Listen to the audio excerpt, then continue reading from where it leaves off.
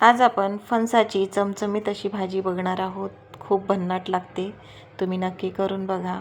मी मार्केटमधून फणस कट करून आणलं होतं. स्वच्छ धुवून घेतलेलं आहे. कढईमध्ये तेल गरम करायचं आणि तेजपत्ता घालायचा, फणस घालायचं आणि हळद आणि मीठ घालून छान फ्राय करून घ्यायचं. 10 ते 15 मिनटं लागतात फ्राय करायला. आणि फणस छान फ्राय झालं की त्याला काढून घ्यायचं. वाटण पण तयार करून ठेवलं आहे मी. या फणसाच्या भाजीला खोबरं, लसूण, आलं, कोथिंबीर याचं वाटण लागते आहे. तर ते वाटण मी तयार करून ठेवलं होतं. मग फणस काढून घ्यायचं फ्राय करून. नंतर पुन्हा कढईमध्ये थोडं तेल ॲड करायचं.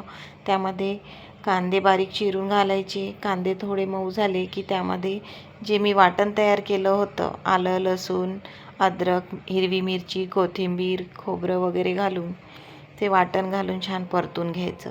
त्यानंतर त्यामध्ये टोमॅटो, हळद, तिखट, मीठ, जे सुके मसाले घरी असतात ते घालायचे. कांदा लसूण मसाला घातला तर भाजी आणखी छान बनते, किंवा मग तुम्ही गोडा मसाला पण घालू शकता.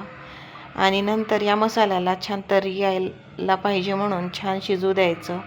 टोमॅटो छान मऊ झाला की मग मसाला शिजला की मग त्यामध्ये तुम्ही फणस ॲड करा. फणस ॲड केलं की त्या मसाल्यामध्येच त्या फणसाला 5 ते 10 मिनिट पुन्हा फ्राय करून घ्या, म्हणजे छान शिजू द्या. नंतर तुम्हाला जेवढी ग्रेव्ही पाहिजे आहे त्यापेक्षा थोडं जास्त पाणी घालून पुन्हा 10 ते 15 मिनटं तुम्हाला शिजवायला लागणार आहे. अशा पद्धतीने हे फणस छान असं मऊ शिजतं. जवळपास अर्धा तास या फणसाला शिजायला लागते. कुकरमध्ये शिजवलेलं फणस आम्हाला आवडत नाही, म्हणून आम्ही या पद्धतीने फणसाची भाजी करतो. तर तुम्ही करून बघा. तुम्हाला नक्की आवडणार ही फणसाची भाजी.